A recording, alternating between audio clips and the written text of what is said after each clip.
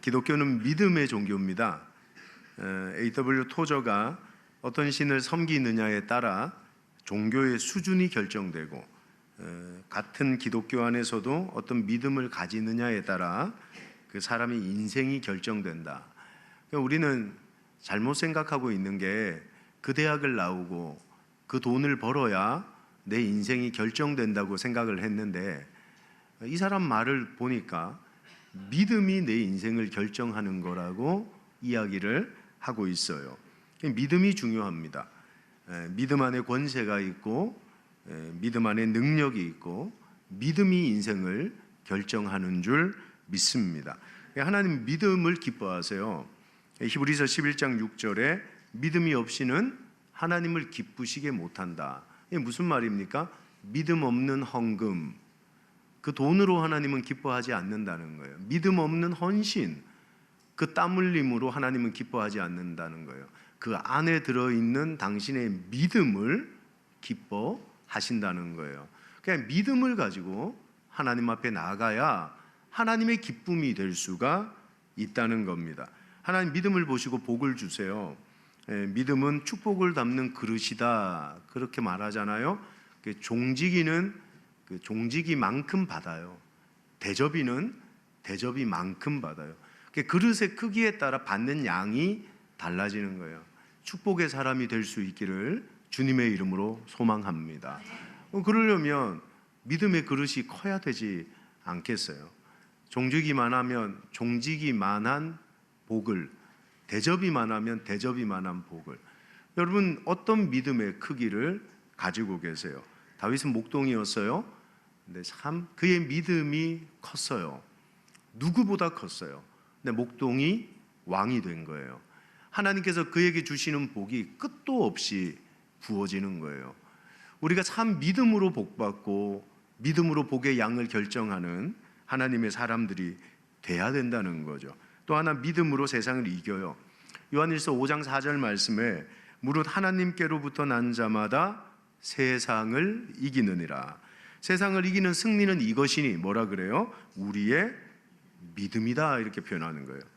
여러분, 믿음이 있어야 세상을 이기고 죄를 이기고 유혹을 이기는 거예요.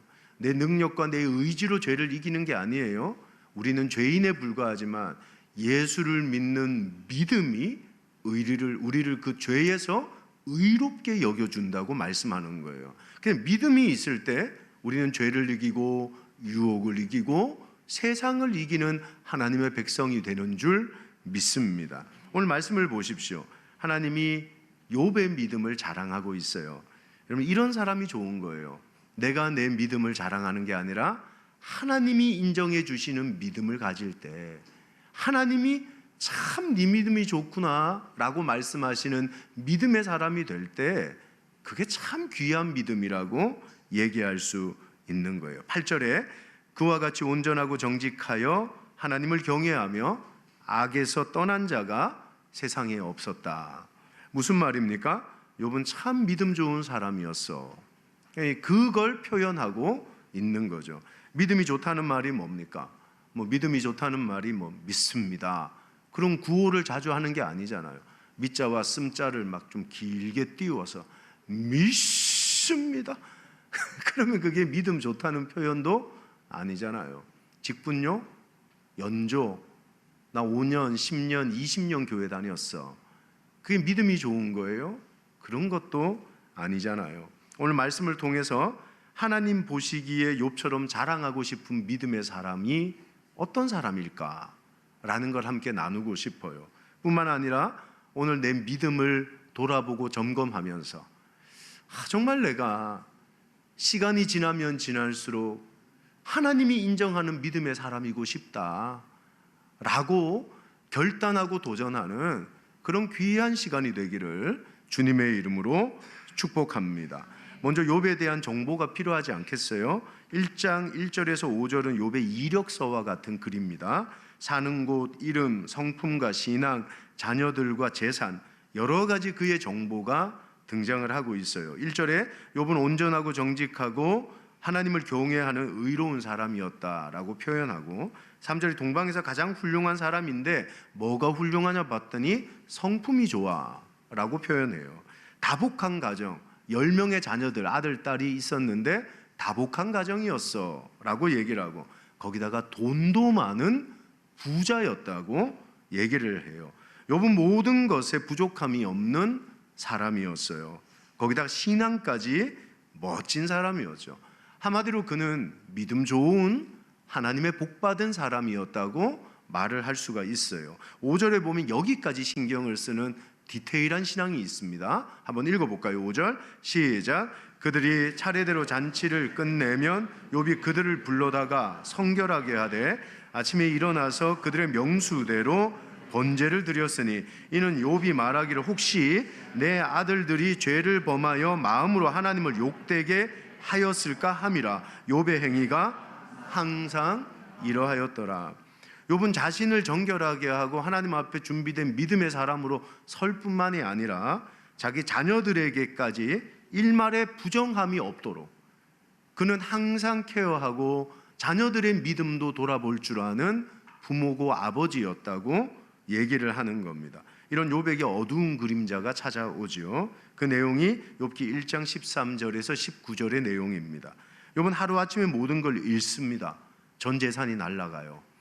여러분, 돈 잃으면 속쓰리잖아요. 근데 그게 그냥 지갑에 있는 5만 원짜리 한 장 잃어버린 게 아니라 전 재산을 잃어버리게 돼요. 삶의 터전이 망가지고 삶의 요람이 흔들리고 그동안 해왔던 사업이 다 허물어지고 빈손이 되고 모든 게 무너지게 된 거예요. 그리고 더 마음 아픈 건 10명의 아들, 딸이 사고사로 다 죽어버려요. 여러분, 미치고 팔짝 뛸 노릇 아닙니까? 돈 잃으면 노력해서 다시 벌면 되는데 진짜 어떻게 말할 수 없는 게 자식을 잃어버렸다는 거예요. 거기다가 욥기 2장 7절 8절을 보면 건강마저 무너져요. 사탄이 이에 여호와 앞에 물러가서 욥을 쳐서 그의 발바닥에서 정수리까지 종기가 나게 한지라. 욥이 제 가운데 앉아서 질그릇 조각을 가져다가 몸을 긁고 있더라. 야속하게도 몸마저 병들어 버렸어요. 정말 비참한 삶으로 망가지고 만 겁니다. 이때 욥의 아내가 욥에게 결정적인 말을 해요. 그게 2장 9절이에요. 이거 한번 읽어볼게요. 시작. 그의 아내가 그에게 이르되 당신이 그래도 자신의 온전함을 굳게 지키느냐? 하나님을 욕하고 죽으라. 여러분, 무슨 말이에요? 너 이 지경이 되어도 하나님 믿냐? 네 꼴을 봐라. 하나님이 정말 살아있다고 생각하냐? 하나님이 살아있다면 어떻게 이 꼴이 되냐? 믿음을 포기하고 당신이 믿는 하나님 욕하고 죽어버려라. 이게 그의 아내가 퍼부어댔던 저주의 말이었어요. 이런 상황에 욥이 어떻게 반응할까요? 여러분, 믿음은 말로 증명되지 않잖아요. 믿음은 직분이 지켜줄 수 있는 게 아니잖아요. 내가 교회를 다닌 연조가 정말 내 믿음과 비례하나요? 아니잖아요. 믿음은 바람 부는 날, 절망의 날, 죽을 것 같은 이 날 우리의 삶의 모습으로 증명돼야 되는 거잖아요. 이때 욥이 자기가 그동안 가지고 있었던 믿음을 증명하거든요. 정말 멋지게 하나님 마음이 시원했던 거 아니겠어요? 오늘을 살아가는 이 시대의 성도들이요, 하나님이 찾으시는 흔들리지 않는 상황이 어떠하든 절망이 왔든 비바람이 불든 당신의 믿음을 증명해내는 그리스도인들이 될 수 있기를 예수님의 이름으로 축복합니다. 욥은 절망의 한가운데 예배합니다. 그게 20절이에요. 20절 한번 읽어볼게요. 시작. 욥이 일어나 겉옷을 찢고 머리털을 밀고 땅에 엎드려 예배하며. 한번 따라할까요? 하나님을 예배하자. 당시 사람들은 가장 비참하고 참담한 상황에 겉옷을 찢고 머리털을 밀었대요. 그게 그들의 슬픔에 대한 표현이었대요. 욥도 힘든 상황 속에 자기의 감정을 표현합니다. 성경은 단 한 군데서도 힘들고 슬플 때 네 감정을 감춰야 돼. 숨겨야 돼. 슬프면 슬픈 척하면 안 되고 힘들 때 힘들 척하면 안 돼 라고 말하지를 않는 거예요. 예수님도 마음이 아프고 슬플 때 우셨어요. 아프면 아프다, 슬프면 슬프다, 속상하면 속상하다 말할 줄 아는 게 건강한 마음인 줄 믿습니다. 여러분, 이걸 말할 줄 알아야 되는 거예요. 근데 성도는 여기서 끝나지 말아야 돼요. 어디까지 가야 됩니까? 욥은 땅에 엎드려 그 슬픈 마음을 안고 그 참담하고 비참한 심정을 가지고 하나님 앞에 예배했다는 거예요. 인생의 절망을 만난 욥은 좌절하는데 그치지 않았어요. 슬퍼하는데 끝나지 않았어요. 예배의 자리로 그 슬픔을 안고 나아가 하나님, 당신이 내 마음을 만져주세요. 이게 진짜 믿음 아니냐는 거예요. 오늘 여러분의 삶에 어떤 비바람이 불고 어떤 천둥 번개가 치는지 몰라요. 하지만 여러분이 정말 믿음의 사람이라면 그 절망과도 같은 순간에 무릎으로 엎드려 예배하는 욥을 닮아가고 우리도 그 상황에 예배로 말미암아 상황을 뚫어나갈 수 있는 영적인 힘을 얻게 되는 그리스도인들 되기를 주님의 이름으로 소망합니다. 여기 단순히 앉아있는 사람이 되지 말라는 거예요. 이 자리를 지키는 사람을 떠나 성령이 임하는 성령의 예배자가 되라고 오늘 주께서 우리에게 도전을 하고 계시더라는 거죠. 여러분, 아브라함은 가는 곳마다 예배했어요. 창세기 12장 13장 보면 어디로 가야 될지 모르는데 가는 곳마다 장막을 치고 번제단을 쌓고 하나님께 예배를 했던 거예요. 그때마다 하나님의 인도를 경험하게 되는 겁니다. 근데 아브라함이 애굽으로 내려갈 때 그는 예배하지 않았어요. 하나님의 인도하심이 끝나요. 더 이상 말씀이 들리지 않아요. 하나님의 역사는 그의 삶에 일어나지 않더라는 거예요. 거짓말하고 살고자 발버둥 쳤지만 힘들고 어려운 삶이 그에게 밀려오게 되는 거죠. 사랑하는 여러분, 오늘 찬양 가사에 그런 거 있어요. 부르신 곳에서 나는 예배하네. 어떤 상황에도 나는 예배하네. 어떤 일이 일어난다는 거예요. 그랬더니만 내가 걸어갈 때 길이 되고 살아갈 때 삶이 되는 그곳에서 예배하네. 아멘이십니까? 여러분, 우리의 삶의 끝이 보이지 않는 어둠과 끝없는 안개 속에 헤매고 있는 듯한 느낌을 받는 그 순간 우리가 해야 될 건 예배인 거예요. 그냥 우리가 발걸음을 내딛는 곳들마다 뭐가 되는 거예요? 길이 되는 역사가 일어나는 거예요. 길이 없었는데 하나님이 인도하시는 곳이 곧 길인 줄 믿습니다. 그래서 하나님은 광야에서 헤매고 있던 이스라엘 백성들을 불기둥 구름기둥으로 인도하셨던 거예요. 광야에 길이 있어요? 아스팔트가 있어요? 인도가 있어요? 하나님 그분이 인도하셨더니 광야에 길이 나고, 할렐루야, 메마른 그 땅에 샘이 솟는 역사가 일어나게 된 거예요. 오늘 우리의 삶에 길이 없어요.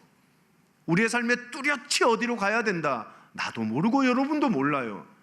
우리가 해야 될 건 길을 찾고자 함이 아니라 나를 인도하시고 불기둥 구름기둥으로 나를 보호하시며 나와 함께 하시는 하나님을 예배하는 예배자들이 되시기를 예수님의 이름으로 축원합니다. 여러분, 또 욥이 21절에 정말 귀한 고백을 하거든요. 이게 진짜 신앙의 코어예요. 코어, 핵심이라고 말할 수가 있는 거죠. 21절 한번 읽어볼게요. 자, 시작. 이르되 내가 모태에서 알몸으로 나왔사온즉 또한 알몸이 그리로 돌아가올지라 주시니도 여호와시오 거두시니도 여호와시오니 여호와의 이름이 찬송을 받으실지니이다. 여러분, 모든 것이 하나님이 주인이라고 욥이 이 상황에서 고백을 하고 있는 거예요. 한번 따라합시다. 그분의 주권을 인정하고 찬양하자. 그러면 이 상황에 내가 잃은 재물도 건강도 심지어는 죽어버린 자녀들, 주인이 하나님이라는 기막힌 고백을 욥이 하고 있는 거 아니에요? 오늘 여러분이 걷고 있는 그 절망의 길, 숨도 못 쉴 그 어려움, 그 길 위에서 하나님을 인정하실 수 있겠어요? 하나님이 주인이라고, 하나님이 날 이끌고 있다고. 하나님의 주권과 당신의 주인됨을 고백하고 나니까 21절 마지막에 이게 터져버리는 거예요. 이게. 그 절망 속에서 21절 중반부부터 다시 한번 읽어볼게요. 주신 이도 여호와시오 거두신 이도 여호와시오니 여호와의 이름이 찬송을 받으실지니이다. 욥의 입술에 말도 안 되는 찬송이 터지기 시작하는 거예요. 솔직히 이 상황에 찬송이 나옵니까?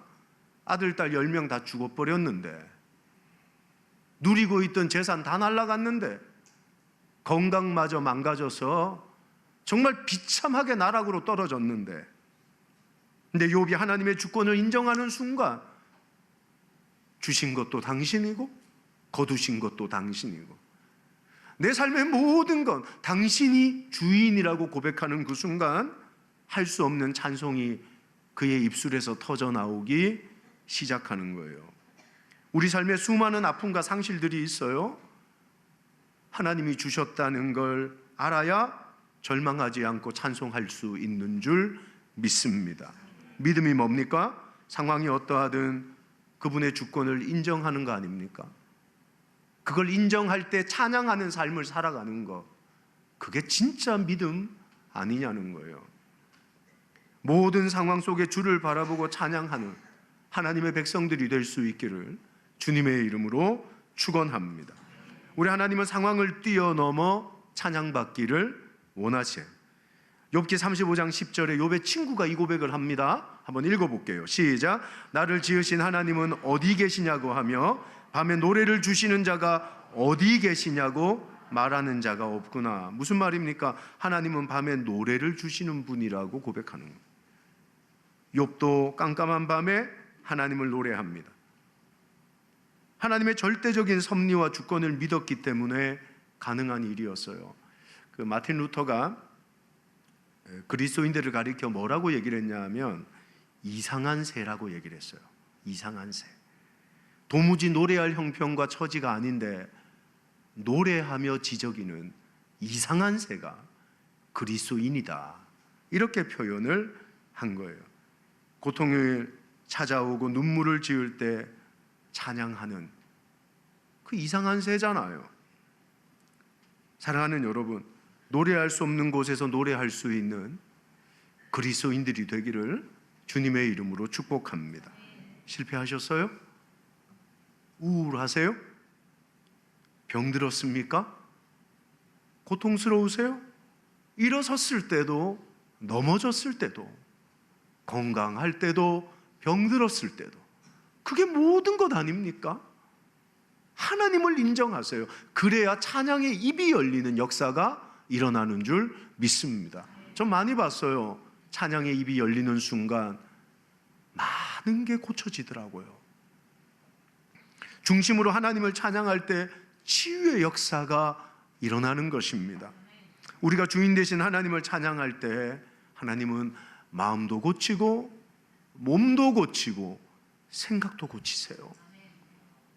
그 고치시는 하나님을 찬양 중에 만나고 찬양하다가 꿈을 꾸고 비전을 가지고 소망을 품는 하나님의 백성들로 세워지기를 주님의 이름으로 축복합니다. 마지막이 오늘 22절 말씀이에요. 22절 말씀 한번 읽어볼게요. 시작. 이 모든 일에 욥이 범죄하지 아니하고 하나님을 향하여 원망하지 아니하니라. 따라할게요. 모든 일에 원망하지 말자. 여기서 모든 일이라는 것, 욥이 겪고 있는 고난이에요. 신앙이 아무리 좋아도 고난 앞에 믿음의 신의를 지킨다는 건 어려운 것입니다. 욥이 하나님을 원망하지 않았다는 말이 무슨 말이냐? 믿음의 고백이거든요. 단순한 원망을 안 했다는 표현이 아니라 하나님이 하시는 일은 따라합시다. 실수가 없어. 그 믿음이에요. 하나님은 실수하지 않으신다네. 내가 오늘 넘어진 거 하나님은 실수하신 게 아니라 넘어져서 주술 게 있다고 넘어지게 하셨다는 거예요. 돌아가는 거 돌아가서 만날 사람이 있다고.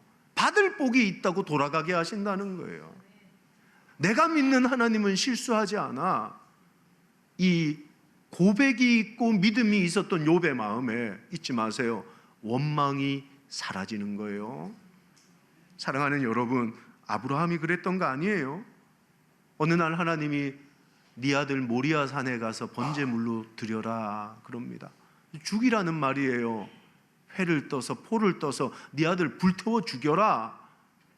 준비를 했어요. 장작도 싣고 칼도 싣고, 그리고 아들을 나귀에 태운 거예요. 모리아 산으로 가는데 이 철없는 아들이 아버지한테 이럽니다. 아버지, 뭐 예배 드릴 것들이 다 준비됐는데 재물은 어디 있죠? 아브라함이 말을 못하는 거잖아요. 네가 재물이래, 너 죽이래. 단 한순간도 아브라함은 원망하지 않아요. 아들한테 뭐라고 얘기를 했는 줄 아십니까? 아브라함이, 따라합시다. 하나님이 예비하신다.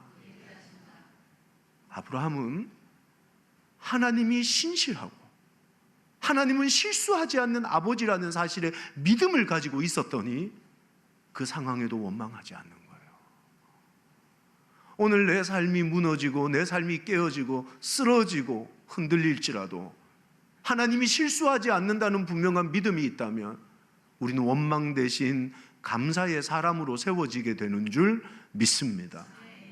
우리의 입술에 원망이 일어나는 건요, 그건 하나님을 향한 믿음이 없는 거예요. 그래서 저는 원망을 믿음을 보는 현미경이라고 생각해요. 오늘 내 입술에 어떤 언어들이 가득할까요? 히브리 말로 이 원망이라는 말이 룬히라는 말을 쓰는데, 여러분, 불평하고 짜증내고, 여러분, 투덜거린다는 뜻이에요. 오늘 당신의 입술에 투덜거림, 원망, 불평, 짜증이 있다면 상황이 어려운 게 아니라 그 상황을 바라보며 내가 믿는 하나님에 대한 신실함을 잃어버린 거예요. 그걸 모르시냐는 거예요. 오늘 욥이 이 어려운 상황 속에 원망하지 않았어요. 원망의 입을 떼지 않아요. 왜입니까? 하나님이 실수하지 않는다는 믿음이 있었거든요. 그 욥의 근본적인 진짜 믿음이었다고 오늘 성경이 우리에게 도전하고 있어요. 사랑하는 여러분, 2장 10절을 보면 아내가 네 하나님을 욕하고 죽으라. 한번 다시 보세요. 그가 이르되 그대의 말이 한 어리석은 여자의 말 같도다. 우리 하나님께 복을 받았은즉 화도 받지 아니하겠느냐. 그 욥의 생각은 뭐냐 하면, 하나님이 줬으면 가져가는 것도 있지 않냐, 복 주셨으면 저주도 화도 있는 거 아니겠냐. 기브 앤 테이크니까. 그 다음 말이 중요해요. 따라합시다. 이 모든 일에 욥이 입술로 범죄하지 아니하니라. 욥이 입술로 범죄하지 않았대요. 아내는 고난 가운데 넘어졌지만 욥은 고난 속에 일어났어요. 그의 아내는 변했지만 욥은 변하지 않아요. 얼마든지 하나님을 원망하고 불평할 수 있는 상황이었지만 입술로 범죄하지 않았다는 거예요. 여러분, 우리가 고난당할 때, 이해되지 않는 어려움이 올 때 가장 먼저 죄 짓는 곳이 어디입니까? 입술이거든요. 가장 먼저 저주를 퍼부어대는 게 입술이거든요.